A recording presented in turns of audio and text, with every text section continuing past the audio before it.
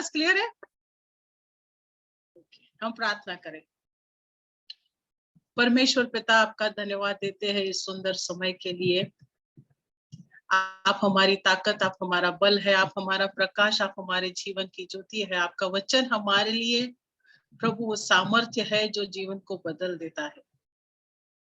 प्यारे परमेश्वर, आपसे, आपके वचन से अभी सीखते समय आप हमारी सहायता कीजिए। आपकी पवित्र आत्मा के द्वारा प्रभु हम में से हर एक में वो भूख, वो प्यास निर्माण कीजिए कि हम आपके वचनों का अध्ययन करें। आपका वचन हमारे लिए प्रभु प्रकाश बनता है और वो बनता जाए और प्रकाशित हम होते जाए और आपके प्रतिरूप में बदलते जाए। हमें से हर एक को आपके हाथ में सौंपते हैं। जो अभी स्टूडेंट जुड़े नहीं है उनको भी आपके हवाले करते हैं। आपकी सुरक्षा मांगते हैं प्रभु के नेटवर्क ठीक रहे और पूरा क्लास जो है वो सही तरीके से पूरा हो। हमारे पालघर जिला को हम आशीर्वादित करते हैं, आशीषित करते हैं कि हमारे राज्य में हम सेवक खड़े होते देखेंगे और ये कार्य आपकी आत्मा के द्वारा पूर्ण होगा। पिता प्रभु यीशु मसीह के नाम से हम आपसे प्रार्थना करते हैं। आप सुनिए और ग्रहण कीजिए। आमेन, आमेन। सो प्रेज द लॉर्ड। थोड़ा सा रिवीजन करेंगे, पिछले टाइम क्या किया था हमने, क्या देखा था, क्या सीखा था? We were seeing what is exegesis. Yeah. Then we saw the differentiation first of all. What is the difference between hermeneutics and exegesis? So Okay. we saw that hermeneutics, it defines the rules. Like the example we saw was of a recipe. So hermeneutics is like a recipe, and exegesis is applying that recipe or the act of doing that, following that recipe. So hermeneutics defines the rules, whereas exegesis helps in application of those rules. Then we saw hermeneutics is it's a theory, whereas exegesis is practical. Hermeneutics is a science, and exegesis is an art. Then we saw hermeneutics is a rule book, whereas exegesis is the game how to play. So that is what we saw about. Okay, so for what do we use it? For both of it? काय की recipe है ये? It is to explain, to understand the word of God better. Yes, so that exactly. we don't. Biblical interpretation, अनुवाद करने में। Okay sister Suparna, आप कुछ कहेंगे? हमें तो याद होगा, वो बहुत अच्छी तरीके से जान गए थे पिछले हफ्ते। जैसे अगले हफ्ते जैसे सिखाया था, हाँ? एक्सेजिस क्या है, मतलब उसका क्या मतलब, हम लोग को एक्सेजिस का क्या है, उसका मतलब है जो शब्दों को व्याख्या करना, मतलब जिसका अर्थ है बताना, हम लोग को एक दूसरे को बताना है और वर्णन करना, उसको ज्ञान से भरते जाना, समाचार के रूप में बताना। और बैक का मूल इच्छा अर्थ क्या है, पहला कदम हर पाठ पढ़े उसको अध्ययन करना है। दूसरा कदम जब हम लोग अवश्य होता है बेहतर सोते का उपयोग करना है बाइबल को। और जैसे एक्सरसाइज को कैसे सीखना है, कैसे करना है, अच्छी तरह से उसको कुंजी बाइबल का पाठ है उसको ध्यान से पढ़ना और सही तरह से पूछना है और हर पक्ष के मतलब हर सामग्री से वर्णन करना है। और जैसे और भी बातें संगम से संबंध पक्ष, मतलब 3 बातें बोला था, ऐतिहासिक, साहित्यिक और बहुत सारा बातें है सिखाया था। वेरी गुड, कोई बात नहीं। सो मूल बात हमने क्या सीखी थी कि वचन को सीखने के लिए, समझने के लिए एक शास्त्र होता है जिसको व्याख्या शास्त्र कहते हैं, या अंग्रेजी में उसको हर्मेनेटिक्स कहते हैं। हाँ, और वो समझने की एक क्रिया होती है, एक कुछ नियम होते हैं, कुछ जरूरी बातें होती, कुछ सवाल होते हैं जो हमें पूछने हैं जब हम बाइबल पढ़ते हैं। तो उससे क्या होता है, हमें हमारे बाइबल की समझ जो है वो अच्छी तरीके से आती है और अच्छी तरीके से हम समझ पाते हैं कि वचन में क्या लिखा है, वचन में क्या क्या वर्णित किया गया है। आज हम देखेंगे ना, यदि बाइबल में देखते हैं तो ये तो किताब है, बराबर, लेकिन इस किताब में अलग अलग साहित्य की शैली है। का मतलब देखिए, हमारे स्कूल की किताब में पाठ होता है, उसमें कविताएं होती है, बराबर।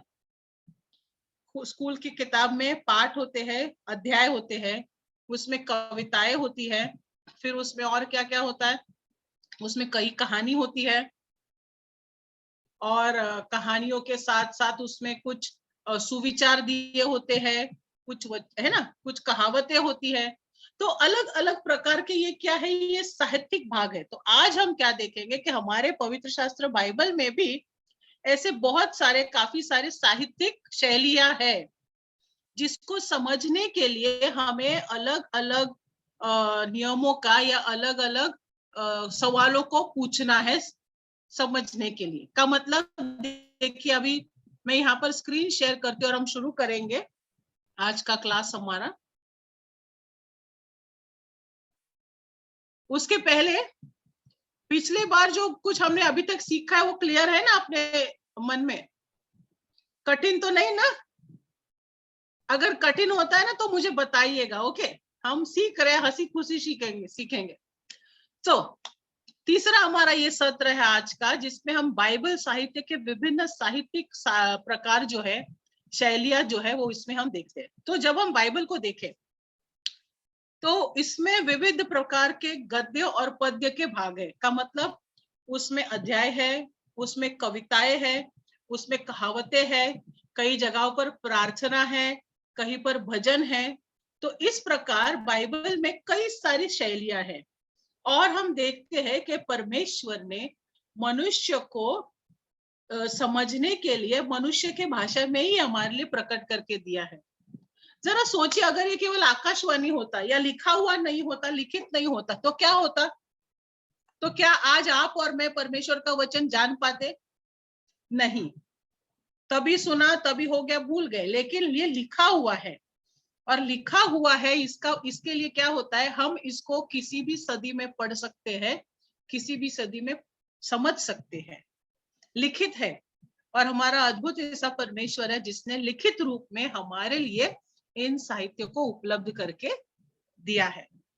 ओके, फिर आगे देखते हैं कि परमेश्वर ने अपने प्रकाशन को मनुष्य तक इस प्रकार पहुंचने का चुनाव किया कि वो लिखित साहित्य में, ताकि हम समझ सके। जैसा मैंने अभी बताया, जो कुछ भी हुआ, जो कुछ भी परमेश्वर ने प्रकट किया, जो भी परमेश्वर ने कार्य किया इतिहास में, लोगों के जीवन में, वो सारी बातें जो है वो परमेश्वर ने लिखित स्वरूप में यहाँ पर हमारे सामने प्रकट करके रखी है बाइबल में। हाँ, कुछ सालों तक तो बाइबल का भाषांतर ही नहीं हुआ था, उसका अनुवाद ही नहीं हुआ था, वो मूल भाषा में ही था। लेकिन आज परमेश्वर का के हम शुक्रगुजार है कि ये बाइबल जो है वो आज हमारी खुद की भाषा में उपलब्ध है। अंग्रेजी में है, हिंदी में है, मराठी में है, और इसका बहुत फर्क पड़ता है कि हम कब चाहिए जब भी पढ़ सकते हैं और समझ सकते हैं। अब हम अगर देखें, हाँ, तो बाइबल की विविध शैलियां क्या है, हमें दिखाई पड़ता कथाएं है, इसमें नियम शास्त्र है जो हमें नियम बताते, नियम सिखाते हैं, क्या करना है, कैसे जीना है, क्या नहीं करना है, उसमें कुछ नियम शास्त्र है। फिर हमें ज्ञान प्रदान करने वाला साहित्य है, जैसे नीति सूत्र, हमारे जीवन को किस प्रकार जीवन बिताना है उसके विषय में हमें सिखाता है। फिर कुछ भविष्यवाणियां हैं। हम देखते हैं सुसमाचार, जब नया नियम शुरू होता है उसमें भी कथाएं है, दृष्टांत है, कहानी के द्वारा यीशु मसीह ने अपने शिष्यों को सिखाया, दृष्टांतों के द्वारा यीशु मसीह ने अपने शिष्यों को सिखाया। फिर वहां पर ऐतिहासिक कथाएं यानी प्रेरितों के कार्य हम देखते हैं उसमें, कि हमारी जो मसीही कलीसिया की शुरुआत है वो किस प्रकार हुई, उसका सारा वर्णन जो है वो हमें प्रेरितों के कार्य में दिखाई पड़ता है। फिर हम देखते हैं न्याय और आशा के प्रकाशन है, प्रकाशित वाक्य में हमें दिखाई पड़ता है कि परमेश्वर ने अंतिम दिनों के विषय में काफी सारी बातें प्रकट की है, और अंतिम दिनों में क्या होगा, भविष्य में क्या होगा, वो सब हमें प्रकट करके बताया है। अब देखिए, इन सबको जब समझना है, देखो अभी अगर एक कहानी है तो कहानी जैसे हम पढ़ते हैं उसका मतलब साफ होता है, लेकिन मानो यदि कविता पढ़े तो क्या मतलब साफ होता है पढ़ते समय? नहीं, उसको थोड़ा समझना पड़ता है, थोड़ा सोचना पड़ता है कि कवि ने क्या लिखा है ना। उसमें कवि ने कुछ खास व्याकरण इस्तेमाल किया होता है, कुछ उपमाएं होती है, कुछ कुछ ऐसी बातें होती है जो इसने चिन्हात्मक रूप में प्रकट किया है। बिल्कुल उसी प्रकार जैसे भविष्यवाणियों में भी हमें कुछ चिन्ह दिखाई पड़ते हैं। जैसे दानियल की किताब देखे या प्रकाशित वाक्य की पुस्तक देखे, वहां पर हमें कुछ चिन्ह दिखाई पड़ते हैं, और ये चिन्ह जो है हमें समझने के लिए मुश्किल होता है ना कि क्या कह रहा है। सब कुछ देखो, अगर उत्पत्ति से लेकर प्रकाशित वाक्य तक अगर हम बाइबल पढ़े, सारे जो वाक्य है वो समझने के लिए आसान नहीं है। कुछ वाक्य समझने के लिए हमें कठिन होते हैं, और इसीलिए हर्मेन्यूटिक जो है वो हमारी सहायता करता है कि ये हर एक अलग अलग शैली जो है उसको हम किस प्रकार से समझे। हाँ, समझ में आई इतना बात है? ये जो कुछ किया हमने, तो कितने प्रकार की शैलियां है देखो। हमने देखा कथाएं है, नियम शास्त्र है, ज्ञान के साहित्य है, भविष्यवक्ता है, भविष्यवाणियां है, सुसमाचार की कथाएं। अभी एक एक करके हम इनको पढ़ेंगे आज के सेशन में, अगले सेशन में एक एक करके इनको देखेंगे कि इनको कैसे समझना है। ठीक है,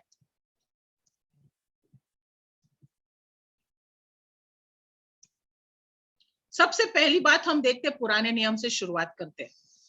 पुराने नियम में अगर देखा जाए तो ज्यादातर कथा कहानियां हैं, विशेष करके शुरुआत के 5 किताबों में। अगर उत्पत्ति की किताब में देखें या देखेंगे पूरी जगह पुराने नियम को देखते हैं, बाइबल का 75% हिस्सा पुराना नियम है, और उस 75% में 40% जो है वो कहानियां हैं।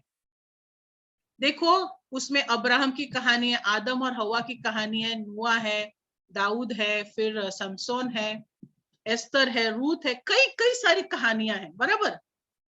तो हमें पुराने नियम में कई सारी कहानियां या कथाएं दिखाई पड़ती है, और सुंदर बात यह है कि इन सारी कथाओं से, इन सारी कहानियां, कथा, इन सारी व्यक्ति चित्र से परमेश्वर ने हमसे बात की है। हाँ, तो हम देखते हैं इन कथाओं का स्वरूप क्या है। सबसे पहली बात देखो, अब इन कथाओं को जानेंगे कैसे, समझेंगे कैसे। याद रखिएगा हम लोग क्या कर रहे हैं, हर्मेन्यूटिक्स कर रहे हैं। का मतलब बाइबल समझने के लिए हमें किस प्रकार के नियमों का पालन करना है, क्या पालन करना है, क्या ध्यान में रखना है। अभी हम देख रहे हैं कि कथाओं को कैसे समझे। तो सबसे पहले हम देखते हैं कि कथाएं जो है बाइबल में, पुराने नियम की कथाएं जो है, उन सारी कथाओं का उद्देश्य क्या था। उन सारी कथाओं का उद्देश्य यह था कि परमेश्वर को उसकी सृष्टि और उसके लोगों के बीच में उन्होंने क्या काम प्रकट किया वो दिखाए। Okay, so these stories were not written for you and me to read and take it like any other story. तो जैसे हम कोई दूसरी कहानियां पढ़ेंगे वैसी कहानियां नहीं है, ये वो कहानियां हैं जो परमेश्वर का कार्य दर्शाती है। हाँ, कि देखिए आपको इसके नोट्स मिल जाएंगे, तो इतना भी लगे मत रहिए नोट्स में, मैंने भेजे हैं पास्टर सैम के पास, आपको मिल जाएंगे। तो फिर ये उद्देश्य क्या है इसका, कि परमेश्वर ने लोगों के जीवन में, इतिहास में क्या काम किया, वो उद्देश्य है उनका प्रकट करने का। तो जब आप दाऊद की पुस्तक, दाऊद की कहानी पढ़ते हैं, या समझो योसेफ की कहानी पढ़ते हैं, तो आप क्या पढ़ेंगे, योसेफ से बढ़कर परमेश्वर ने योसेफ के जीवन में क्या कार्य किया वो पढ़ना है, वो समझना है। हाँ, तो सारी कथाओं का, पुराने नियम की सारी कथाओं का उद्देश्य क्या था, कि परमेश्वर ने उसकी सृष्टि और उसके लोगों के बीच में क्या क्या कार्य किया वो प्रकट करना। अखबार में लिखी हुई कहानी नहीं है ये, या हमारे किताबों में लिखी हुई कहानी नहीं है, ये परमेश्वर का कार्य प्रकट करती है। कथाएं परमेश्वर की महिमा करती है और हमें उसे समझने और उसे सराहने में मदद करती है। ओके, फिर हम देखते हैं जीवन के लिए महत्वपूर्ण उदाहरण प्रदान करते हैं। आपने देखा होगा बार बार, यदि आपको और मुझे उदाहरण देना होगा या कोई संदेश हमने अगर सुना होगा, तो हम लोग क्या करते हैं, पुराने नियम से उदाहरण लेते हैं। देखो, अब्राहम ने ऐसा हुआ, फिर उसके परिस्थिति में उसने ऐसा किया, या रूत ने इस प्रकार ऐसा ऐसा किया, या योसेफ इस प्रकार पाप के विरोध में खड़ा रहा। तो हमें जो है उदाहरण के तौर पर देखा जाए तो पुराने नियम की एक कहानियां जो है वो हमारी सहायता करती है। ओके, फिर पांचवी बात, हम चौथी बात देखते हैं। सभी पुराने नियम की कथा कहानियां में कोई विशेष पात्र होता है। जैसे यूसुफ की कहानी का पात्र क्या है? योसेफ। दाऊद की कहानी में विशेष पात्र कौन है? दाऊद। शमशोन की कहानी में विशेष पात्र कौन है? शमशोन है।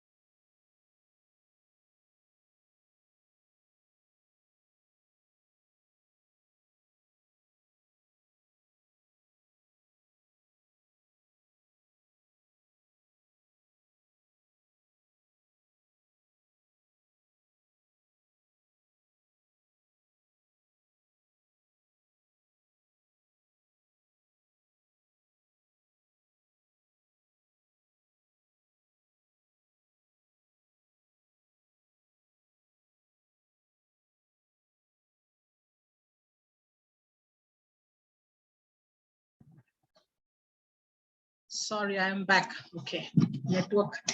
हाँ, तो हम कहाँ पर थे? पता नहीं है, दिन भर तो ठीक होता है, फिर क्लास शुरू होते ही इसको क्या हो जाता है।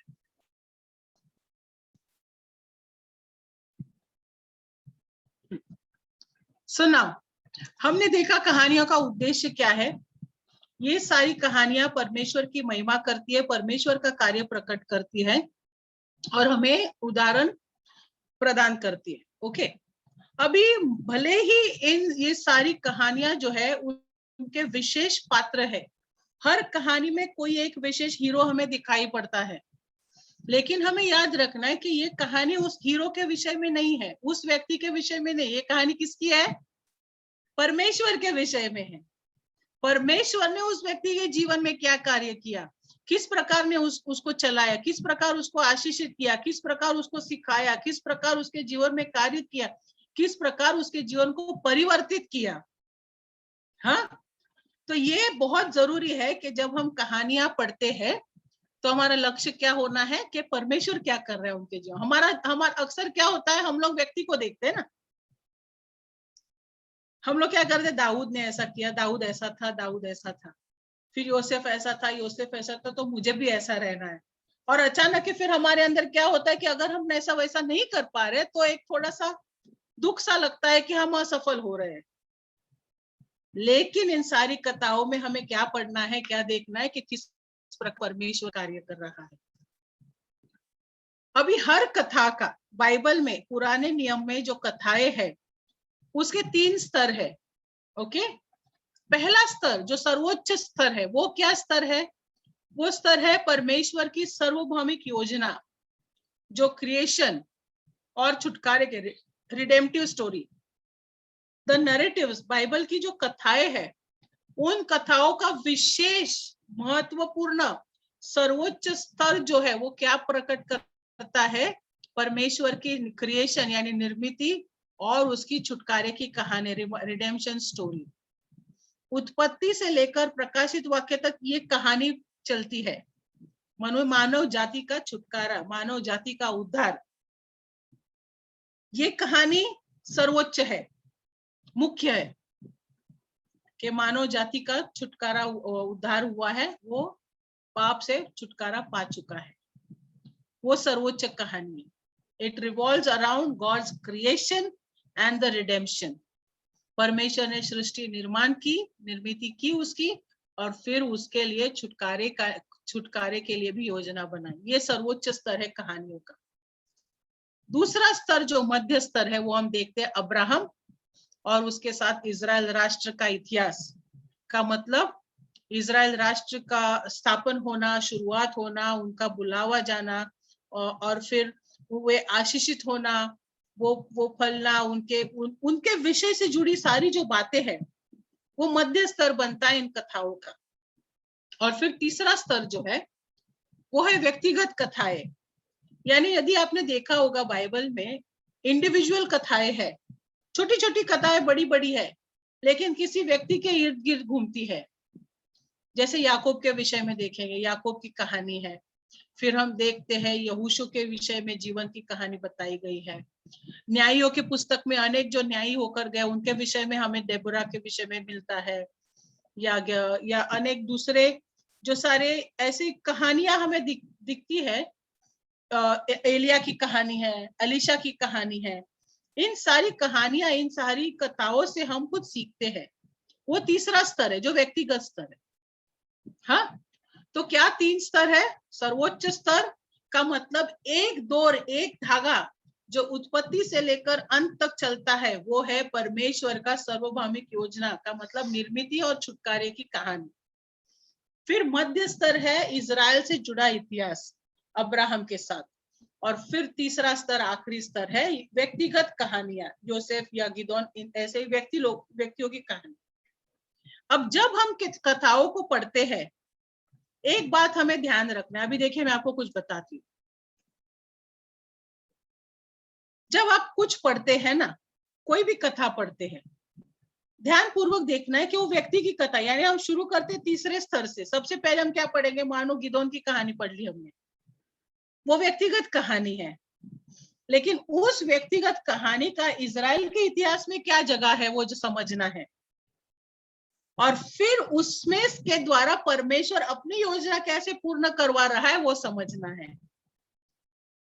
ओके, तो हर एक व्यक्तिगत कहानी मध्य स्तर का भाग है, और हर मध्य स्तर का जो भाग है वो सर्वोच्च स्तर का भाग है। समझ आए? का मतलब क्या है? कोई आप अगर पिक्चर देख रहे हैं या कोई सीरियल देख रहे हैं, हर डायलॉग जो है वो पूरे कहानी से जुड़ा हुआ है ना, उसको अलग नहीं कर सकते आप लोग, उसको हम अलग नहीं कर सकते। बिल्कुल उसी प्रकार हर व्यक्तिगत कहानी भी परमेश्वर के सर्वोच्च कहानी से जुड़ी हुई है, उसको हम अलग नहीं कर सकते। परमेश्वर की उद्धार की योजना हमें अब्राहम के जीवन में कहानी में दिखाई देती है, हमें रूथ के कहानी में दिखाई पड़ती है, एस्तर की कहानी में दिखाई पड़ती है। तो जब कभी हम कहानी पढ़ेंगे मेरे प्यारों, हमारी नजर केवल उस व्यक्ति पर नहीं होनी है, उस व्यक्ति के द्वारा परमेश्वर क्या कर रहा है, किस प्रकार उसके लोगों ने वो लोगों में परमेश्वर ने कार्य किया, और वो मानव जाति के छुटकारे की ओर क्या मायने रखता है। जैसे मैं आपको एक उदाहरण बताती हूँ। हम सब एस्तर की कहानी जानते हैं। ओके, क्या कहानी है एस्तर की, बताएंगे थोड़ा 2 मिनट में?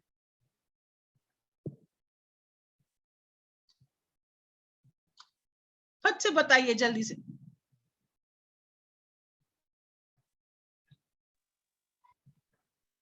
Esther was chosen in place of Queen Vashti, and she Okay. was chosen as she was chosen at a time where Haman wanted to plot against the Jews and remove the Jews, in fact, from the face of the earth. And God used her through Mordecai. He used her as a way, you can say, to stand before the king and find favor and save the Jews. Okay In short.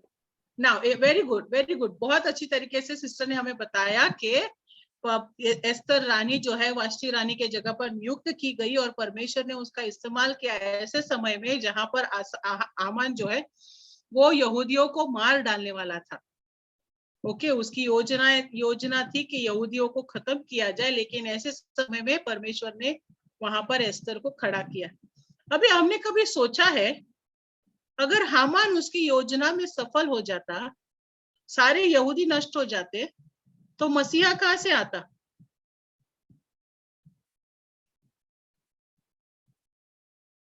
मसीहा यहूदियों से आना था ना, वो कहां से आता?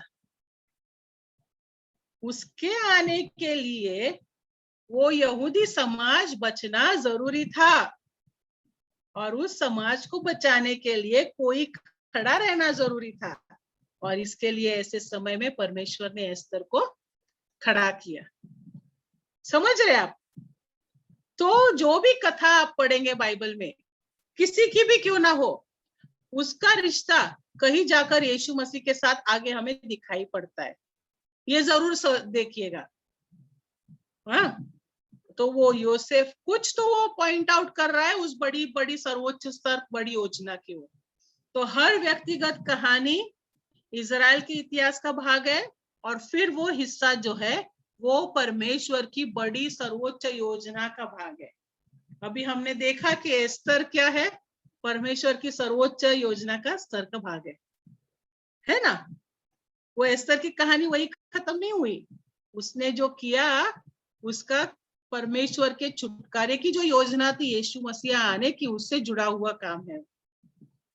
तो इस प्रकार जब हम कथाएं पढ़ेंगे तो हमारी आंखें, कान, विचार सब कुछ खुला रहकर पढ़ना है, देखना है, सोचना है कि परमेश्वर किस प्रकार लोगों को चला रहा है।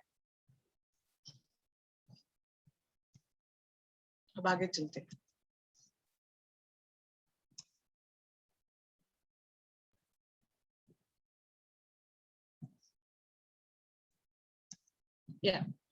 अभी देखो, जब यीशु ने सिखाया कि शास्त्र मेरी गवाही देते हैं, वो कहते थे ना कई जगहों पर उन्होंने यीशु मसीह ने कहा है कि शास्त्र मेरी गवाही देते हैं, शास्त्र मेरी गवाही देते हैं।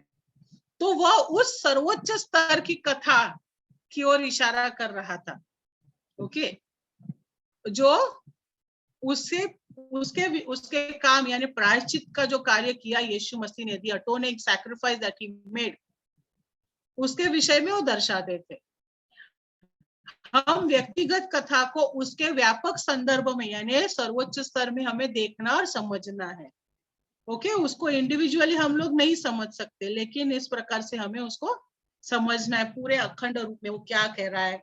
तो जब कभी यीशु मसीह ने कहा कि शास्त्र मेरे विषय गवाही देते हैं, तो हमें देखना है कि पुराने नियम में कौन सी ऐसी बातें थी, कौन सी ऐसी चीजें थी जो यीशु मसीह की ओर दर्शा रहे हैं। इवन उन कथाओं में भी आपको पढ़ के देखना है, सुनना है, समझना है। फिर हम देखते हैं कि कथाएं क्या नहीं है। ओके, अभी कथाएं क्या है हमने देख लिया, अब कथाएं क्या नहीं है। सबसे पहली बात, वे लोगों की कहानियां नहीं बल्कि परमेश्वर ने उन लोगों के साथ उनके माध्यम से क्या किया उसकी कथाएं हैं। दूसरी बात, कुछ कथाओं को समझना आसान नहीं है, ये भी हमें जान लेना है। तो जब कुछ समझना आसान नहीं होगा तो आप क्या करेंगे, हम क्या करेंगे बताइए?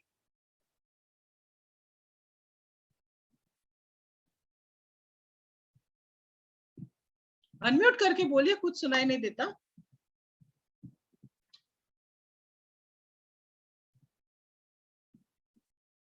We try to see a cross reference somewhere, trying to understand what the story is saying. Is there any connection somewhere else? We try to search. Okay, we try to search. अब जब कोई कथा समझ में नहीं आ रही है तो हम उसको पढ़ेंगे, फिर उसको ध्यान से पढ़ेंगे। ओके, पिछली बार हमने देखा था क्या नियम है, पहला कदम क्या है, कहानी को पढ़े, और केवल पढ़े नहीं लेकिन ध्यान से पढ़े। ध्यान से पढ़ने के बाद क्या करेंगे, दूसरा कदम क्या है, हम क्या करेंगे,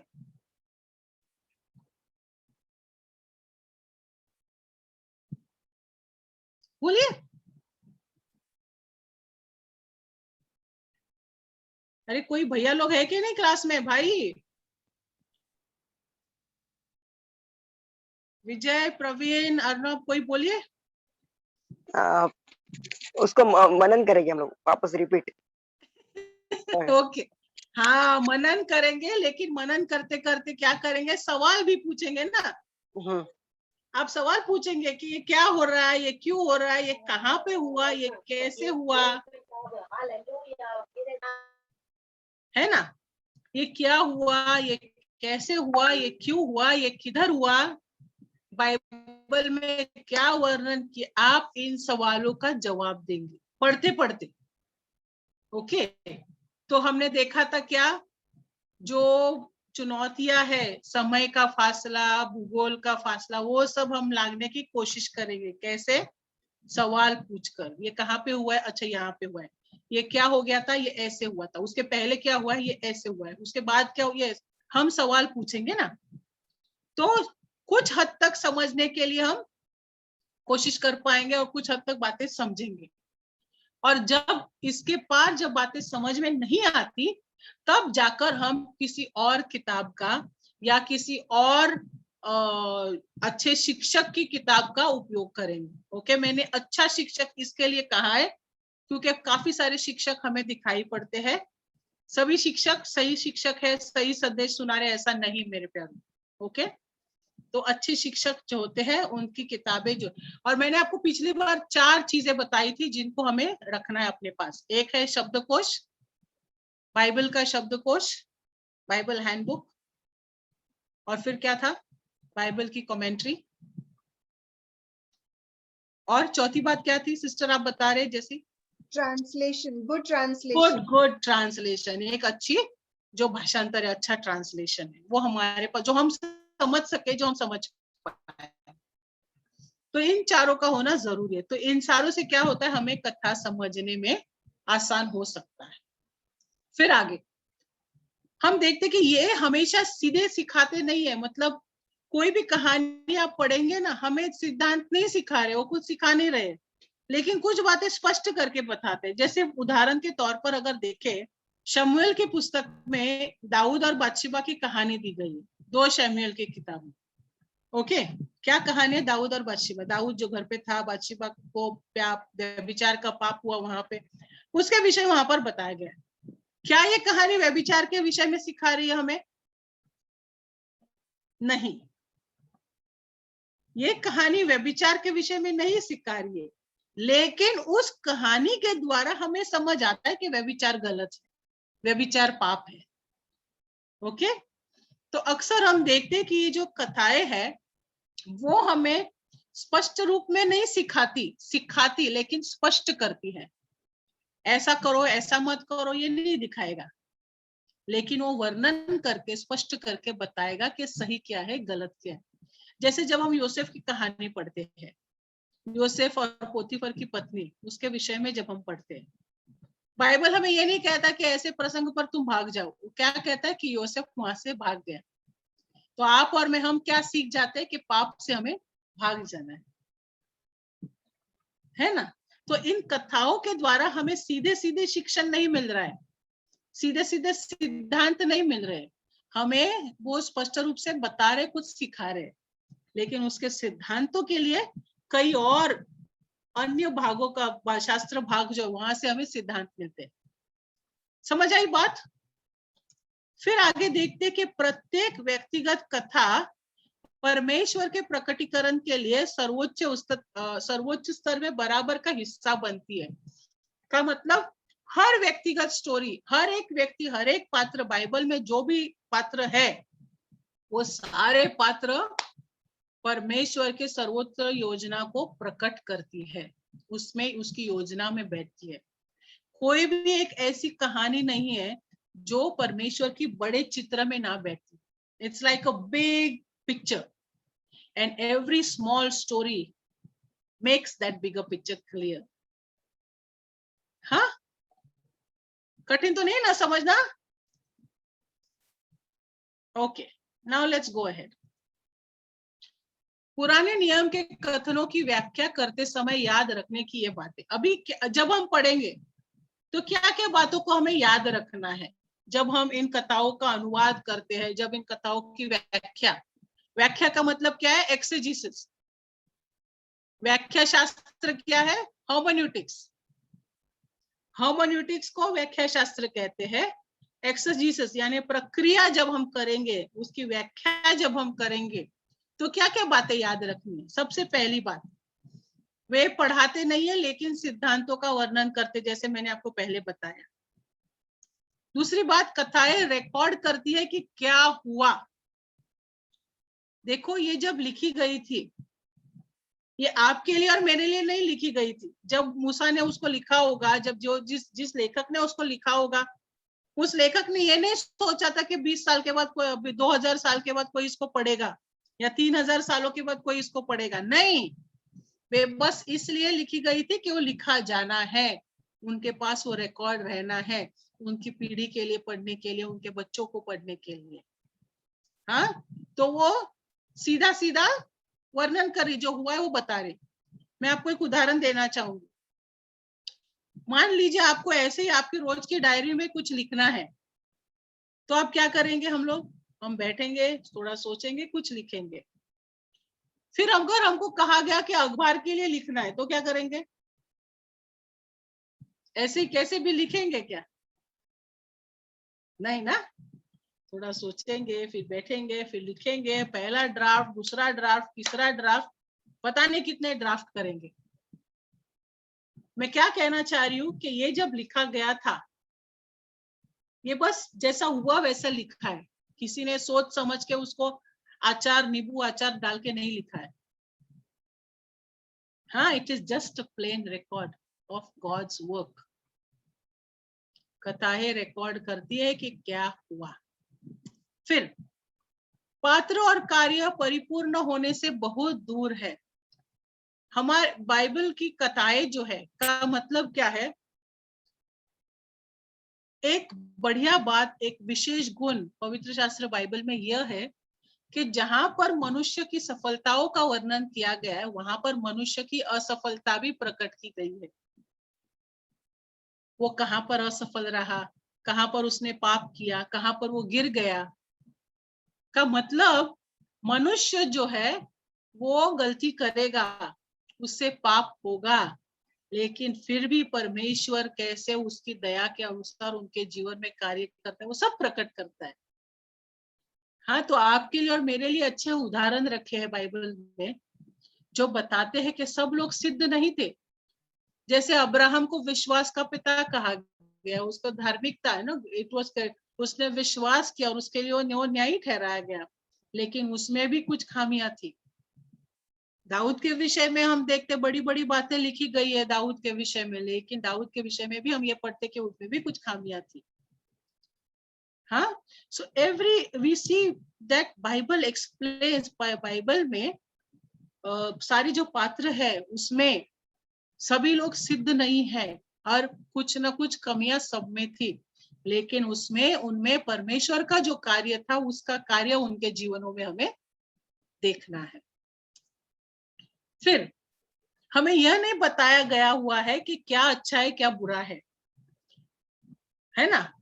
वो स्पष्ट बात से नहीं पता था, ये ऐसा किया करो, ऐसा किया, कथाओं की बात करें, मैं ऐसा किया करो, वो सही है वो गलत, ये नहीं बताता। लेकिन हमें उदाहरण के तौर पर कुछ प्रकट करता है, और फिर हम अन्य शास्त्र भागों से जान लेते हैं, समझ लेते हैं कि क्या सही है क्या गलत है। अब जैसे अब्राहम ने अपनी पत्नी की पहचान करवा के दी, वो कहा कि वो मेरी बहन है, बराबर। तो राजा उसको कहता है, तूने ऐसा क्यों कहा, तूने ऐसा क्यों कहा, झूठ क्यों बोला कि वो तुम्हारी पत्नी अब बहन है?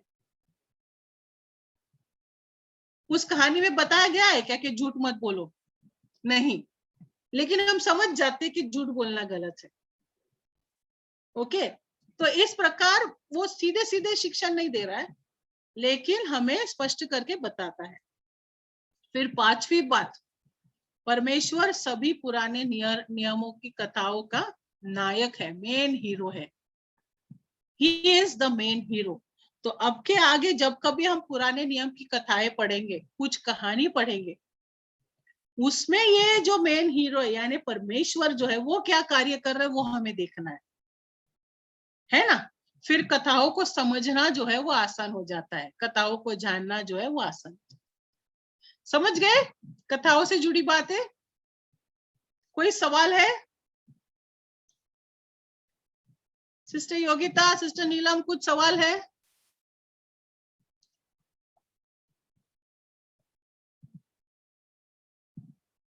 नो? तो कथाएं में क्या देखेंगे? परमेश्वर का हाथ। इसका मतलब ये भी है जब आपकी और मेरी कथा लिखी जाएगी तो वो किसके विषय होगी? परमेश्वर के विषय में। जब हम गवाही देंगे तो किसके विषय देंगे? परमेश्वर ने कार्य किया है। हाँ, व्यक्ति का नहीं, परमेश्वर का कार्य है, इसके लिए वो गवाही है। फिर हम आगे बढ़ते हैं, साहित्य का दूसरा भाग जो है,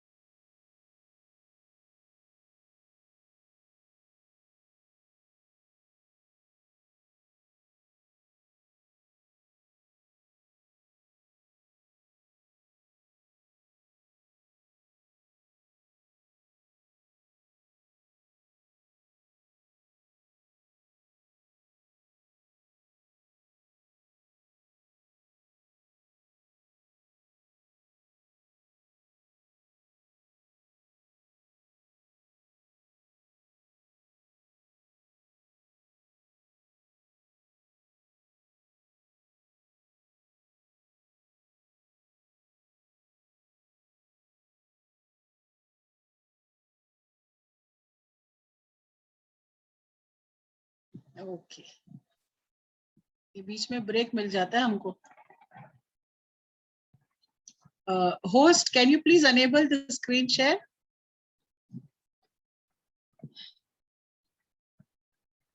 ओके, ग्रेट।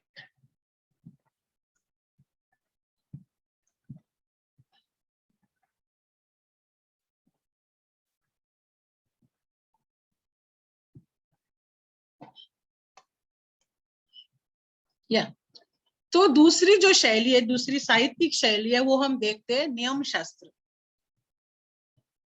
जो कानून, जो व्यवस्था हमें पुराने नियम में दी गई है, उत्पत्ति से व्यवस्था विवरण को एक साथ मिलकर जो है व्यवस्था की पुस्तक कहा गया है, माना जाता है। Okay, so we always say the laws. So what are the laws? The book starting from Genesis going up to Deuteronomy, they are laws, book of laws. लेकिन अधिकांश तौर पर ये जो व्यवस्था है या जो नियम है वो कहाँ पर हम शुरू होते हुए देखते हैं? निर्गम की पुस्तक में 20वें अध्याय में जो 10 नियम दिए गए हैं, मूसा को दिए गए थे, उसका वर्णन जहाँ पे शुरू होता है, वहां से लेकर अनुवाद की पुस्तक के अंत तक, व्यवस्था विवरण के पुस्तक के अंत तक, वो सारी व्यवस्थाएं, नियम हमें दिखाई पड़ते हैं।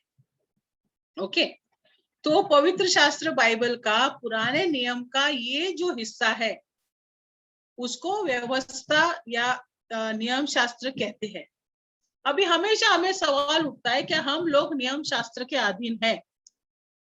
क्या हमें भी उन नियमों का पालन करना है जो नियम दिए गए थे पुराने नियम में, निर्गम की पुस्तक में या लेवी व्यवस्था की पुस्तक में या अनुवाद की पुस्तक में? जो सारे नियम अगर हम गिने ना मेरे प्यारों, तो करीब 600 नियम हमें दिखाई पड़ते वहां पर है जो इजरायली लोगों को पालन करने थे। और हमें ये सवाल पड़ता है कि हम क्या करें, इन नियमों का पालन हमें करना है या नहीं, क्योंकि बाइबल में है। और हम लोग भी बहुत होशियार है, हम लोग क्या करते पता है, जो कर सकते हैं वो बातें करते हैं, जो नहीं कर सकते वो बातें छोड़ देते हैं। और फिर हम क्या कहते हैं, नियम शास्त्रों का पालन करना है, नियम शास्त्रों का पालन करना है। कहते तो है करना है, लेकिन करते वही बातें जो हम कर सकते हैं। बराबर। आज हमें समझेंगे, आज हम जान जाएंगे कि एक ईसाई जो है, एक विश्वासी जो है, उसका और इन नियम शास्त्रों के साथ क्या संबंध है, कहां तक उसको उनको पालना है, कहां तक उसको छोड़ना है।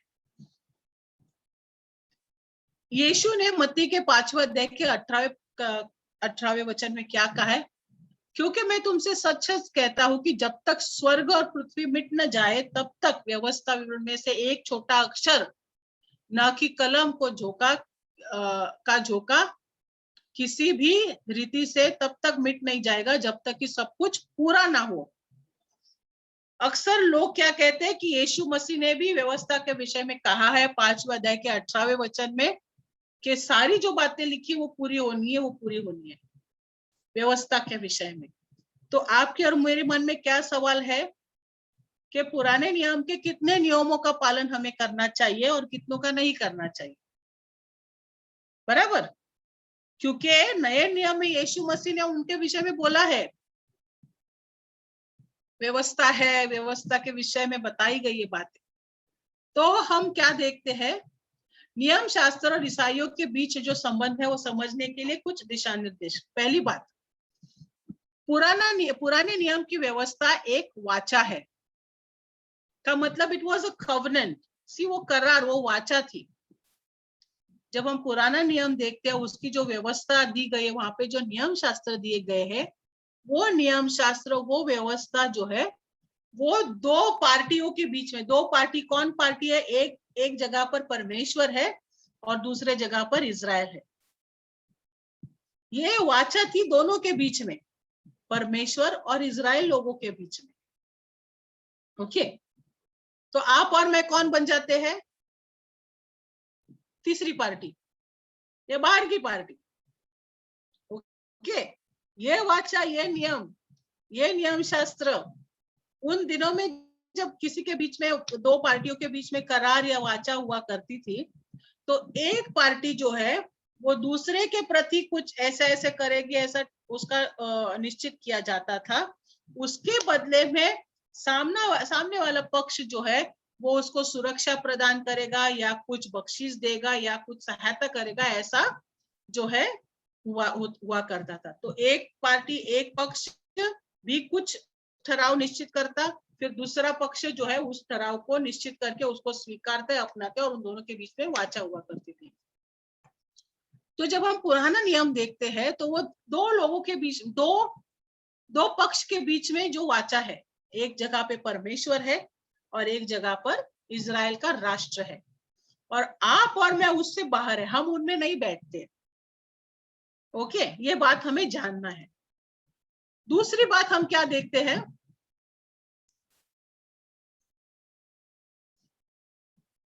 पुराना नियम हमारा नियम नहीं है, हालांकि वफादारी जो है वो हमसे अपेक्षित है। का मतलब, क्योंकि परमेश्वर ने वो वाचा इजरायली लोगों के साथ की थी, यहूदियों के साथ की थी, वो परमेश्वर वो बातें पूरी करना आपके और मेरे से अपेक्षा नहीं कर रहा है।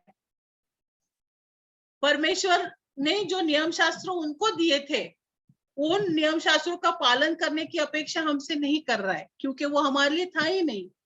लेकिन हमारे लिए परमेश्वर ने नई वाचा दिया यीशु मसीह में, उसका हमें पालन करना है, उन चीजों को हमें स्वीकारना है, उन चीजों को हमें अपनाना है। ओके, तो जब कोई कहता है कि नहीं नियम शास्त्रों का पालन करना है, ऐसा करना, तो देखो अक्सर हम कुछ हद तक जितना पॉसिबल है उतना करते हैं यार, लेकिन ये इजराइल यहूदियों के लिए क्या था, वो उनको तो करना ही था, उनको अनिवार्य था, वो छूट नहीं सकते थे। लेकिन आप और मैं उससे बंधे हुए नहीं है, हमको जो है नए नियम में नई नई वाचा दी गई है। तीसरी बात हम देखते हैं कि पुराने नियम के ये जो कुछ हिस्से हैं ना, उनको नए नियम में जो है उनको नवीनीकृत किया गया है, यानी नया बनाया गया है। जैसे पुराने नियम में तुम अपने परमेश्वर से पूरे दिल से, पूरे मन से, पूरे हृदय से, पूरी ताकत से प्रेम रखना, बराबर। ये नियम हमें नए नियम में भी दिखाई पड़ता है। तुम अपने पड़ोसी से प्रेम रखना जैसे तुम अपने आप से प्रेम रखोगे।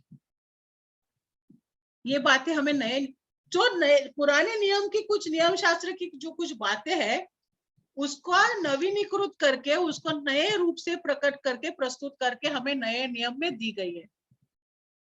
हाँ, और ये जो नियम शास्त्र की ये दो मूल बातें थी। दो मूल बातें क्या थी इसके नए नियम में, क्या बताया गया? There are two main commandments. नया नियम बताते ना, एक क्या है कि तुम अपने परमेश्वर से पूरे दिल से, पूरे मन से, पूरी ताकत से, पूरी शक्ति से प्रेम रखना। दूसरा, अपने पड़ोसी से प्रेम रखना जैसे तुम अपने आप से प्रेम रखो। और फिर कहता है कि सारे नियम शास्त्र इन दोनों में पूरे हो जाते हैं। ओके, तो फिर हम किसके अधीन है? हम पुराने नियम के अधीन नहीं है, इन नियम शास्त्रों के अधीन नहीं है, लेकिन हम नए नियम के शास्त्रों के अधीन है। आखिरी बात, पुराने नियम की सारी व्यवस्था अभी भी हमारे लिए परमेश्वर का वचन ही है, ये हमें जानना है। ओके, हम उसके अधीन नहीं है, वो हमारे लिए नहीं है, लेकिन वो परमेश्वर का वचन है, ये जरूर ही हमें जानना है। अभी देखो, जब हम पुराने नियम को देखते हैं और नए नियम को देखते हैं, जब हम फर्क महसूस करते तब हमें पता चलता है कि किन किन बातों से हमें छुटकारा मिला है। आज हमको वो सब करने की जरूरत नहीं जो वो लोग किया करते थे। सुबह शाम बलि चढ़ाओ, रोज कुछ ना कुछ पक्षी या कोई जानवर कुछ लेकर आओ बलि चढ़ाने के लिए। हाँ, ऐसा करो, वैसा करो, ऐसा ना करो, ऐसा किया करो, ये मत करो। कितना सारे नियम उनको दिए गए हैं। जब वो नियमों को देखते हैं तब हमें पता चलता है कि यीशु मसीह का अनुग्रह कितना बड़ा है। हाँ, तो भले ही हम उसके अधीन नहीं है, लेकिन वफादारी जो है हम सबसे अपेक्षित है। हमें अपने परमेश्वर के प्रति वफादार रहना है, ये जानते हुए कि भले नियम शास्त्रों के अधीन हम नहीं है, लेकिन वे अभी भी परमेश्वर का वचन है। तो जब हम नियम शास्त्र देखेंगे तो क्या करेंगे? इन बातों को ध्यान, वो हम पर उनकी जबरदस्ती नहीं है हम पर कि ऐसा करना ही है। जैसे देखो, यीशु मसीह ने यूहन्ना के शुभ वर्तमान के 5वें अध्याय में एक व्यक्ति को चंगा किया। वो लेटा हुआ था 38 साल वहां पे तालाब पुल के पास, उसको चंगा किया। उसको क्या कहा कि अपनी चटाई उठाकर चलो ना, pick up your mat and walk. वो ही गॉड। फिर लोग उसको सवाल करते हैं, किसने कहा तुझे चटाई उठाने के लिए, तेरा बिस्तर उठाने के लिए? सब्बात दिन पे ये सब नहीं करते। हाँ, सब्बात दिन है, आज ये सब नहीं कर। उन दिनों में उनके लिए सब्बात के कई सारे नियम थे। आप और मेरे लिए वो नियम नहीं है। हम लोग उन नियमों के अधीन नहीं है। हाँ, परमेश्वर ने हमारे लिए अनुग्रह प्रदान किया प्रभु यीशु मसीह, लेकिन वफादारी हमसे अपेक्षित है। कोई सवाल?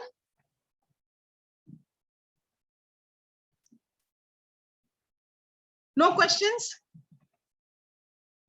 ओके, हम आगे बढ़ेंगे अभी। अब स्तोत्र और ज्ञान की साहित्य। स्तोत्र यानी भजन संहिता। ये जो भाग है इसको हम अलग अलग देखेंगे। भजन को अलग से पढ़ेंगे और ज्ञान के साहित्य को अलग से पढ़ेंगे। ऐसा क्यों? देखो, भजन भी ज्ञान के साहित्य में आता है, लेकिन फिर भी भजन एक अलग साहित्य है। भजन संहिता एक अलग साहित्य का रूप है, समझ गए? भजन संहिता भी ज्ञान के साहित्य में ही आता है, लेकिन भजन संहिता या स्तोत्र संहिता जो है वो एक अलग भाषा शैली, लेखन शैली है। सबसे पहले हम देखते हैं भजन को। भजन क्या है? अभी जब अगर बाइबल में 150 भजन दिए गए ना, भजन संहिता में करीब 150 भजन है, स्तोत्र है। वो क्या है? तो वो इब्री भाषा में प्रार्थनाएं हैं और भजन है जो परमेश्वर के लिए गाई जाती थी, और वो उसका संग्रह है। वो क्या है? वो प्रार्थनाएं हैं, इब्री भाषा में लिखी हुई, परमेश्वर की महिमा करती है, परमेश्वर के विषय में बातें प्रकट करती है, बोलती है, परमेश्वर से बातें है। ओके, उन सारे भजनों में, उन सारे स्तोत्रों में क्या है? लिखने वाला जो है वो परमेश्वर से बातें कर रहा है। तो ये बातें जो परमेश्वर से कही गई है, वो आपके लिए और मेरे लिए परमेश्वर का वचन कैसे बन सकती है? सवाल पड़ता है ना। वो तो एक व्यक्ति परमेश्वर से बात कर रहा है, तो आपके लिए और मेरे लिए परमेश्वर का वचन कैसे हो सकता है? अभी सबसे पहले हम देखते हैं कि ये जो सारे भजन है ना, वो एक प्रकार के नहीं है। उन भजनों में कई सारे प्रकार है। का मतलब कुछ भजन जो है वो दर्द और दुख प्रकट करते हैं। उसमें हाँ, लिखने वाला जो है, भजन संहिता लिखने वाला दाऊद जो है, वो अपना दर्द प्रकट करता है, महसूस करता है कि मुझे तो सभी जगह से शत्रुओं ने घेर रखा है, मेरे जीवन में ऐसी पीड़ा है, मेरे कष्ट है, मुझे कौन छुड़ाएगा, है ना? ए मेरे मन, तू दुखी मत हो, तू उदास मत हो, तू परमेश्वर में। तो कुछ भजनों में जो है हम देखते कि क्या वो दुख प्रकट कर रहा है। कुछ भजनों में वो धन्यवाद के भजन है, परमेश्वर ने ऐसा किया, तेरा धन्यवाद, परमेश्वर तेरा धन्यवाद। कुछ भजन धन्यवाद प्रकट करते हैं। कुछ भजन जो है वो परमेश्वर की स्तुति करते हैं। कुछ भजन जो है वो परमेश्वर ने लोगों को दिए हुए मुक्ति और उद्धार की, छुटकारे की कहानी प्रकट करते हैं। हाँ, देखिए जहां जहां पे लिखा है कि हम तो उस देश में परदेसी थे, लेकिन परमेश्वर ने हमारे लिए मार्ग बनाया, हमें मिस्रियों से छुड़ाया, गुलामी से छुड़ाया। कुछ भजनों में उसका वर्णन आया है। तो छुड़ाने की बातें वर्णन किया गया है, छुटकारे की बात भजन है। फिर हम देखते हैं कुछ भजन उत्सव मनाते हैं, आनंद मना रहे हैं, आनंद के भजन है। कुछ भजन ज्ञान प्रदान करते हैं, जैसे भजन संहिता का पहला भजन, वो क्या कहता है? धन्य है वो पुरुष जो दुष्टों की संगति में नहीं बैठता। वो ज्ञान प्रदान कर रहा है हमको। और कुछ भजन विश्वास की घोषणाएं हैं। तो हम क्या देखते हैं कि जब हम भजन संहिता पढ़ते हैं तो हमें जान लेना है कि वो जो भजन है वो किस प्रकार का भजन है और वो भजन क्या प्रकट कर रहा है। भजन संहिता के 3 लाभ है हमारे जब हम भजन पढ़ते हैं। बाइबल में भजन जब हम पढ़ते हैं, पहली बात वो क्या करता है? आराधना के लिए मार्गदर्शक और परमेश्वर के सामने हमें अपने आप को प्रकट करने में हमारी सहायता करता है। देखो, कभी देखा है कि जब आप और मैं प्रार्थना करते हैं तो हमारी बोल किससे आते हैं? भजन संहिता से आते हैं, है कि नहीं? भजन संहिता में जो भावनाएं लिखी गई है, भजन संहिता में जो विचार लिखे गए, भजन संहिता में जो शब्द आए हैं, अक्सर वो शब्द आपके और मेरे मुंह से निकलते हैं। और ये जो भजन है वो हमें प्रार्थना करने में, हमें अपने आप को परमेश्वर के सामने प्रकट करने में हमारी सहायता करते हैं।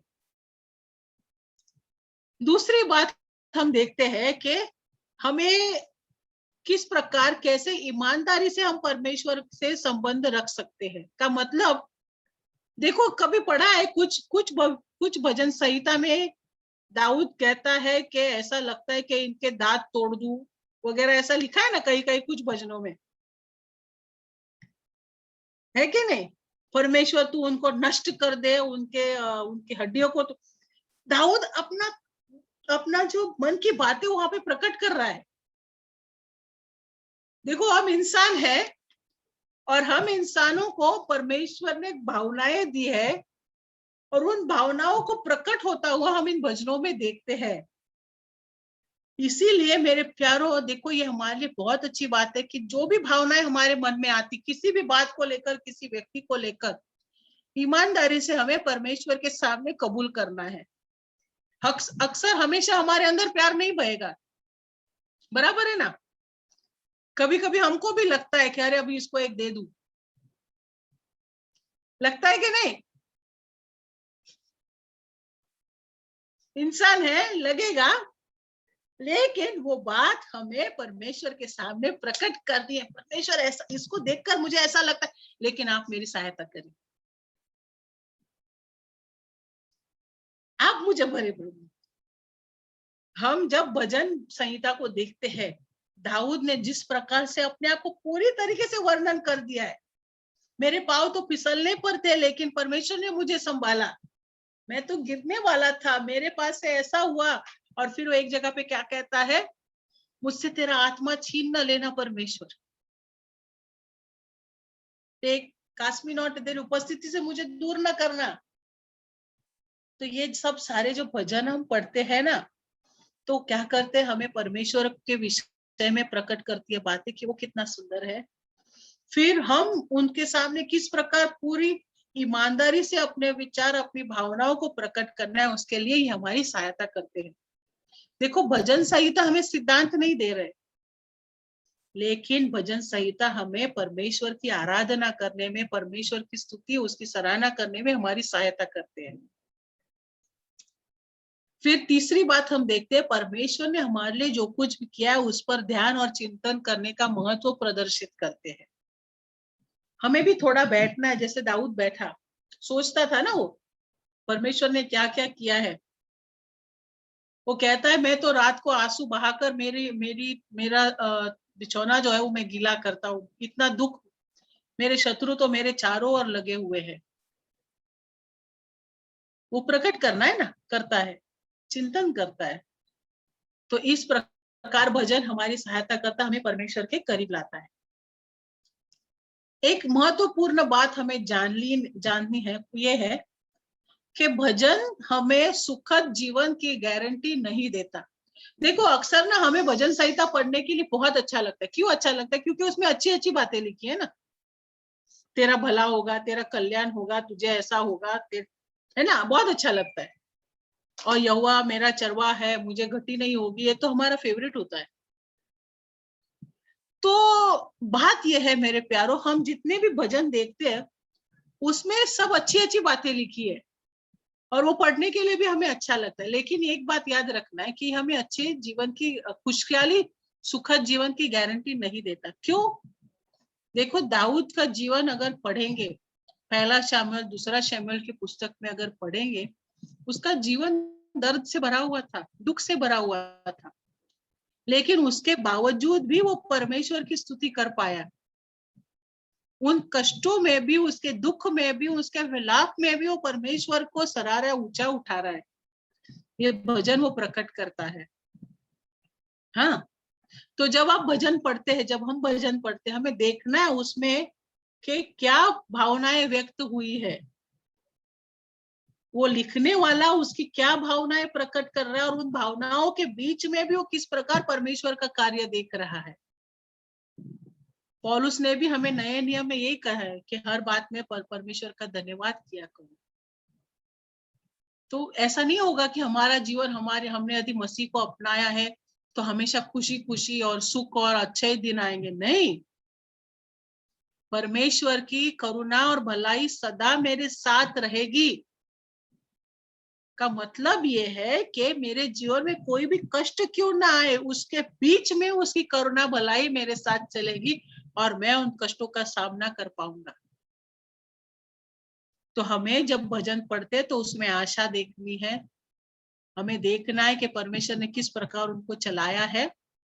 और जो भी हम भी जब परमेश्वर की आराधना करें, मेरे प्यारो, ईमानदारी से जो विचार आते हैं हमारे मन से, वो परमेश्वर के सामने प्रकट करें।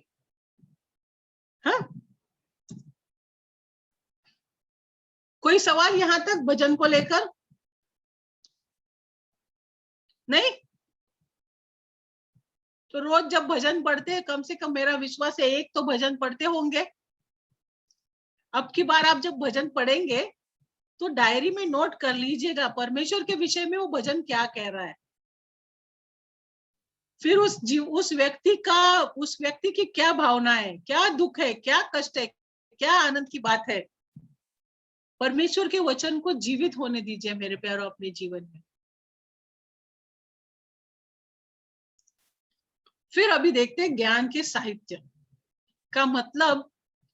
बाइबल, जैसे मैंने पहले बताया कि बाइबल में अलग अलग साहित्यिक शैली है, कथाएं है, उसमें नियम शास्त्र है, भजन है, और अभी हम देखते हैं ज्ञान के साहित्य।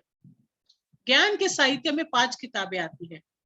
अय्यूब की पुस्तक, नीति वचन, उपदेशक या सबोपदेशक, गीतों का गीत और भजन संहिता। ये सारे इस प्रकार की, ये हमें ज्ञान देते हैं, जीवन की शैली सिखाते हैं, कुशलता से जीवन जीना जो है उसके विषय में ये बातें हमें सिखाते हैं। अब बुद्धि क्या है? इन किताबों के अनुसार बुद्धि क्या है, ज्ञान क्या है? ज्ञान यह है कि जीवन में परमेश्वर के मार्ग पर चलने पर आधारित चुनाव करने की क्षमता, वो बुद्धि है। कि मैं मेरे रोज के जीवन में जिस प्रकार से जीवन में बिताता हूँ, किस प्रकार मैं परमेश्वर को प्रसन्न कर सकता हूँ और परमेश्वर के मार्गों पर मैं चल सकता हूँ, इसकी क्षमता होना, ये हमें इन किताबों से हमें प्रकट होता है। ये आम तौर पर जीने की कुशलता प्रकट करते हैं, का मतलब किस प्रकार जीवन जिया जाए। हम देखेंगे इसमें जो कुछ लिखा गया है ना, वो अनुभवों के आधार पर व्यवहारिक ज्ञान देता है और एक सफल जीवन की क्षमता के विषय वो उदाहरण देता है। जैसे शिक्षक सिखा रहा है लोगों को, ऐसा हमें दिखाई पड़ता है। हाँ, और ये जो कुछ भी यहाँ पर लिखा गया है वो जीवनों के अनुभव से प्रकट हुआ है।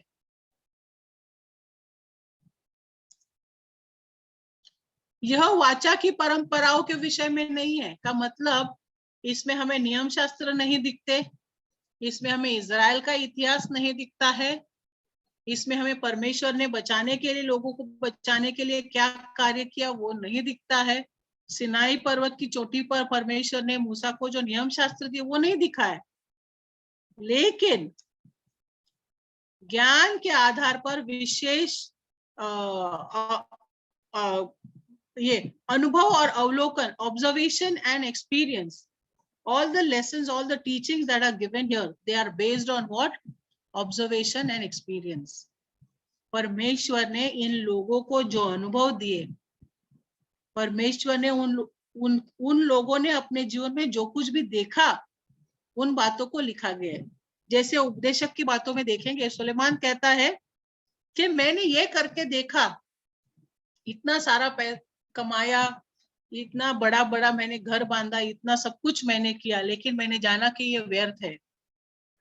फिर वो कहता है मैंने ज्ञान कमाने की कोशिश की, मैंने ज्ञान कमाया, मैंने बहुत सीखा, लेकिन मैंने जाना कि ये व्यर्थ है। तो ये जो ज्ञान का साहित्य है वो क्या है? वो हमें सिद्धांत नहीं दे रहा है, लेकिन वो हमें ज्ञान देता है। और ये जो ज्ञान है वो हमें कहाँ से मिलता है? इन लोगों ने जो जिया, जो अनुभव किया, जो देखा, उसमें से वो ज्ञान हमें मिल रहा है। क्या बताते हैं कि जीवन में क्या काम करता है, क्या नहीं करता है, मतलब कौन सी बात चल जाती है, कौन सी बात नहीं चलती। फिर जीवन की सफलता के लिए क्या होता है, किस प्रकार आगे जाना है, और कौन सा मार्ग हमें बर्बादी की ओर ले जाता है। तो आप समझ रहे क्या फर्क है? कि इसमें सिद्धांत नहीं है, शिक्षा नहीं है, लेकिन ये ज्ञान की किताबें जो है वो हमें ज्ञान देती, हमें सिखाती है कि जीवन में कुशलता पूर्वक किस प्रकार जीना है और क्या सफल हो सकता है, क्या नहीं होगा, कहाँ पर हम असफल रहेंगे। तो इस प्रकार मेरे प्यारों, हमने अभी 4 प्रकार की शैलियां देखी इस सेशन में। पहले क्या देखा?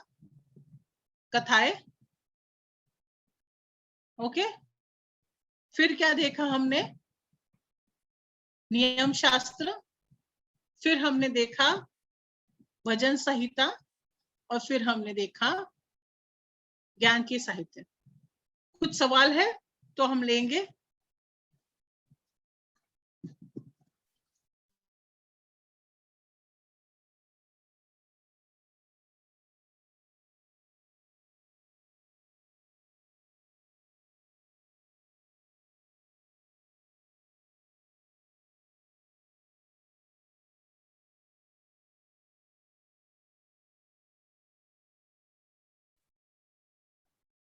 Are you all able to hear? Okay. Any questions? No.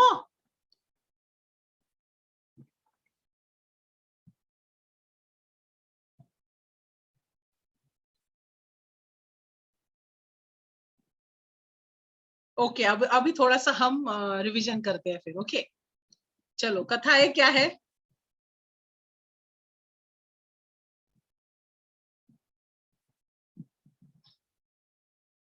Unmute करके बोलिए। सबसे पहले बोले, बाइबल में कौन सी साहित्यिक शैली हमें दिखाई पड़ती है? हाँ सिस्टर योगिता, बोलिए। कथाएं मतलब उसमें है भविष्य, सॉरी, कथाएं, नियम शास्त्र, ज्ञान साहित्य। ओके, और उसमें कथाएं में आता है फिर नीचे भविष्य वक्ता, नए नियम में ऐतिहासिक कथा, ऐसे ना, सॉरी, भविष्य वक्ता, सुसमाचार कथाएं और दृष्टांत। ओके, दृष्टांत। हाँ, और नए नियम में ऐतिहासिक कथा और न्याय और आशा के रहस्य उद्घाटन, ऐसे ही कुछ है ना? हाँ, ऐसा ही कुछ है, ऐसा ही कुछ नहीं, ऐसा ही है प्रकाश, ऐसा ही कुछ नहीं। ओके, हाँ, तो इस प्रकार की साहित्यिक शैलियां है पवित्र शास्त्र में। कथाओं को समझने के लिए क्या स्तर है? 3 स्तर बताए कोई?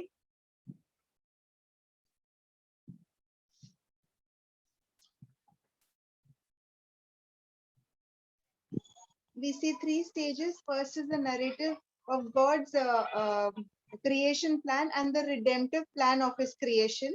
The number 2 is Abraham and the story of the nation Israel in history. And then for the third stage is the individual stories. And we need to see that the individual story is linked into the second stage, where it comes connecting to the nation of Israel, or you can say that redemptive plan. And finally, it goes into the bigger picture. It has to connect to the main plan of God, the bigger picture. Wonderful, wonderful. Okay, sister Neelam, आप कुछ बताएंगे कथाओं को समझने के लिए क्या क्या बातें याद रखनी है?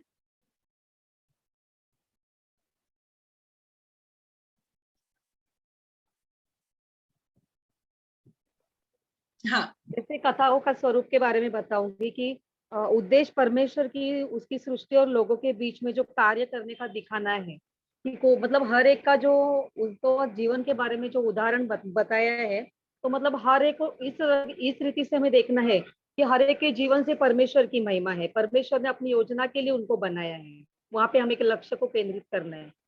Okay, so any time we read the story, we read any narrative in the Bible, what should be our focus? क्या लक्ष्य रहना है कि परमेश्वर ने उनके जीवन में क्या कार्य किया। हाँ, और मेन हीरो कौन है?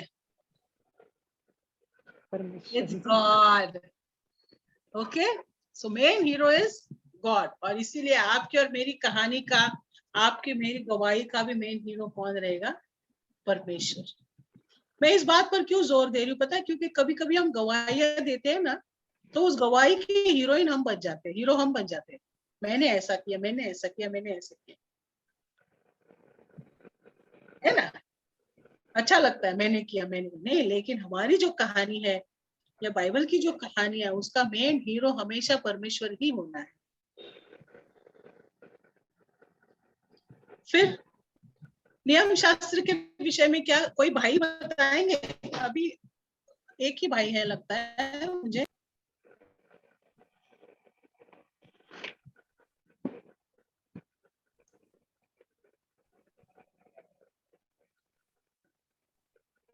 नियम शास्त्र के विषय में क्या देखा था हमने? क्या हम उससे बंधे हुए हैं? क्या नियम शास्त्र हमारे लिए है? नहीं। क्यों? क्योंकि वो नियम शास्त्र वाचा थी पुराने नियम के पुराने नियम में परमेश्वर और इजराइल के लोगों के बीच में। हाँ, फिर हम उसे बंधे हुए नहीं है। क्यों? क्योंकि हमारे लिए प्रभु यीशु मसीह में नई वाचा प्राप्त हो चुकी है। फिर भजन, भजन क्या है? भजन हमने देखा, कोई बताएगा भजन?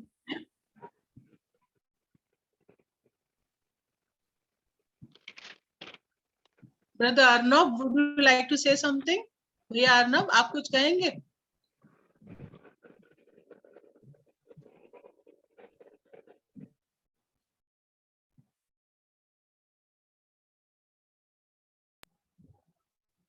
भजन सिस्टर बोलूं? हाँ बोलिए बोलिए। वे परमेश्वर से और परमेश्वर के बारे में बोले गए वचन और परमेश्वर के वचन है, बोले गए और भावनाएं है। जैसे दाऊद भजन संहिता लिखा तो उसने अपनी तकलीफें, भावनाएं जो भी उस पे बीत रही थी वो बताया है, वो दर्शाया है, उसमें लिखा है वचनों में। तो वो प्रकट किया है। ओके ओके, ये भैया okay okay brother, no worries. हाँ, तो फिर हम क्या देखते हैं कि वो भजन भले ही परमेश्वर से बातें लिखी गई है, लेकिन हमें बहुत कुछ सिखाती है। हमारी भावनाओं को प्रकट करना, विचारों को प्रकट करना, है ना, परमेश्वर की आराधना करने में हमारी सहायता करती है। ये हमने देखा। और परमेश्वर के सामने हमारे पूरी तरीके से हम ईमानदार रह सकते, ये हमने जाना। फिर बुद्धि का जो वचन, बुद्धि की जो किताबें, कौन सी किताबें? ज्ञान की किताबें, 5 किताबें। अय्यूब की पुस्तक से लेकर जो है, कौन सी? अय्यूब, भजन संहिता, नीति सूत्र, गीत रत्न, श्रेष्ठ गीत, और फिर आखिरी है कौन सा? उपदेश। ये 5 किताबें हमें जीवन के विषय में उपदेश देते हैं। देखो, आपने सुना है आर्ट ऑफ लिविंग, जीवन की कला, जीवन जीने की कला, ये कहाँ से आती है? ये ज्ञान की किताबों से आती है। ज्ञान की किताबें पढ़ेंगे, हमें जीवन में क्या बातें करके सफल होना है, हो सकती है, क्या बातें वो प्रकट होता है। यहाँ पर हमें सिद्धांत नहीं दिखाई पड़ते हैं, लेकिन सफल जीवन के लिए हमें किस प्रकार से जीना है, वो बातें हमें प्रकट की दी है परमेश्वर ने उन लोगों के अनुभव के द्वारा। जैसे सुलेमान ने अपने जीवन में जो अनुभव किया, जो देखा, जो जाना, वो बातें उसने लिख ली है और वो बातें हमें सिखाती है। हाँ, तो वही संदेश हमें इन चीजों में से पाना है। हमारे अगले सत्र में हम साहित्यिक शैली देखेंगे। अब के लिए हम यहीं पर रुक जाते हैं। आपको इस सेशन के असाइनमेंट्स पता है? हम जो असाइनमेंट करते हैं, होमवर्क करते हैं ना, कुछ होमवर्क दिया जाता है, तो आपको होमवर्क है इस सेशन के लिए, right an essay on the need for and challenges in biblical interpretation. आप सुन पा रहे? निबंध लिखना है कि बाइबल के अनुवाद में कौन सी चुनौतियां आती है,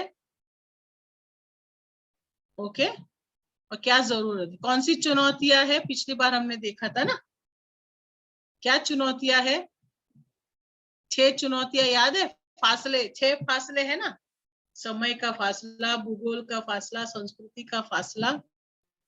तो हमें क्या करना है? एक निबंध लिखना है, ये जान बताते हुए कि बाइबल के अनुवाद में कौन से चुनौतियां का सामना हमें करना पड़ता है और क्यों बाइबल का अनुवाद जरूरी है। द नीड फॉर, क्यों जरूरी है। हाँ, तो इसी के साथ हम यहीं पर अभी रुकते हैं। सेशन के अंत में, इस क्लास के अंत में आपकी परीक्षा भी होगी। परीक्षा होती है ना हर विषय को लेकर, टेक होम टेस्ट होता है ना, परीक्षा भी होगी। तो जो कुछ आपको सिखाया जाता है हफ्ते में, आप उसका अध्ययन कीजिएगा। मेरा विश्वास है कि आसान हो रहा है ना सीखना, कठिन है? मैं जो सिखा रही हूँ बातें कठिन है नहीं ना? तो जो कुछ भी सिखाया जाता है उस पर ध्यान देकर थोड़ा अध्ययन किया कीजिए, थोड़ा पढ़कर अनुभव किया। जैसे अभी भजन क्या है, एक चुन लीजिए, देखिए उसमें क्या लिखा है, उदाहरण के तौर पर। कोई पुराने नियम की एक कथा जो है उसका अध्ययन कीजिए। हाँ, कोई एक छोटी सी कथा उठाकर वो पढ़ लीजिए। देखिए जो कुछ भी हमने सीखा है उन सारी बातों को उसमें बातों की मदद लेकर उस कथा को समझने की कोशिश कीजिए। इससे बहुत फायदा होगा। हाँ, सवाल पूछिए कोई कथा पढ़ते समय, ये कहाँ कैसे क्यों वगैरह वगैरह, जो कुछ हमने सीखा है उसको लागू कीजिए। का मतलब रेसिपी दी है, अभी उसकी प्रक्रिया शुरू कीजिए। ओके, बाइबल का कोई शास्त्र भाग उठाइए और अपना होमवर्क शुरू कीजिए। कोई भजन लीजिए, कोई शास्त्र भाग लीजिए, ज्ञान की किताब लीजिए, कोई एक अध्याय लीजिए, नीति सूत्र का कोई अध्याय लीजिए, उसमें देखिए ज्ञान के जीवन के विषय में क्या कहा गया है, क्या सफल होगा क्या असफल होगा, है ना। अपने आप के लिए थोड़ा हम ये सीखेंगे। हाँ, जो नोट्स में है वही मत लिखिएगा, लेकिन आप खुद कोई शास्त्र भाग उठाकर उसके हिसाब से आप काम कीजिए। अपना जो है जो अध्ययन है वो कीजिए। ओके, तो पहला मैंने क्या कहा, पहली बात क्या करेंगे हम लोग, चुनौतियां जो है बाइबल के अनुवाद में कौन सी चुनौतियां है उसका वर्णन करते एक निबंध लिखेंगे। और दूसरी बात जो मैंने ये होमवर्क दिया है वो ये है कि बाइबल का कोई भी शास्त्र भाग आप पिकअप कीजिए। ये पर्सनल स्टडी के लिए आपका व्यक्तिगत स्टडी है ये आपकी। कोई भी शास्त्र भाग पिकअप कीजिए, लीजिए और चुनकर उसका आप अध्ययन कीजिए, समझने की कोशिश कीजिए। ओके, तो इसी के साथ हम यहीं पर रुकते हैं। हमें से कोई एक प्रार्थना करेगा? कौन प्रार्थना करेगा? कौन परमेश्वर का धन्यवाद देगा इस समय के लिए? Okay, let us pray. Yes, हाँ। पिता, हम आपको धन्यवाद देते हैं प्रभु, ये सुंदर समय जो आपके साथ में आपके सानिध्य में हमने बिताया उसके लिए धन्यवाद प्रभु। प्रभु बहुत सारी बातें प्रभु हमने आज पहली बार सीखी है प्रभु जी, हम आपको धन्यवाद देते हैं। ये हमारे लिए एक आशीषित समय रहा उसके लिए धन्यवाद प्रभु जी। हम मांगते हैं प्रभु जैसे अब हम बाइबल पढ़ेंगे प्रभु जी, एक नए रीति से, एक नए सोच के साथ, एक नए समझ के साथ प्रभु जी हम पढ़ पाए प्रभु, हम समझ पाए ताकि हम सही इंटरप्रिटेशन कर पाए प्रभु। और आप हमारी मदद करोगे इसके लिए धन्यवाद प्रभु जी। आज के इस क्लास के लिए हम आपको धन्यवाद देते हैं। हमारे टीचर के लिए धन्यवाद प्रभु, उनकी सेवकाई को आशीषित कीजिएगा प्रभु जी। और प्रभु हम मांगते हैं प्रभु कि जैसे हम ये जो शिक्षण हमने सीखा है उसको लागू करते हैं प्रभु, हमारी रुचि और भी बढ़ने पाए प्रभु, ताकि हम और आपके निकट आने पाए प्रभु। हमारा रिश्ता आपके साथ और घनिष्ठ होने के लिए प्रभु हम मांगते हैं। Yes. हम आपको धन्यवाद देते हैं। जब तक प्रभु हम दोबारा नहीं मिलते प्रभु, आपके अनुग्रह में हम बने रहने पाए। यीशु आपके लहू से हम अपने आप को ढाकते हैं प्रभु, हमारे परिवारों को, हमारी सेवकाइयों को हम ढाकते हैं प्रभु जी। धन्यवाद देते हुए छोटी सी प्रार्थना मसीह यीशु के मधुर और मीठे नाम से हम करते हैं। आमीन। आमीन। आमीन। Praise the Lord. ठीक है।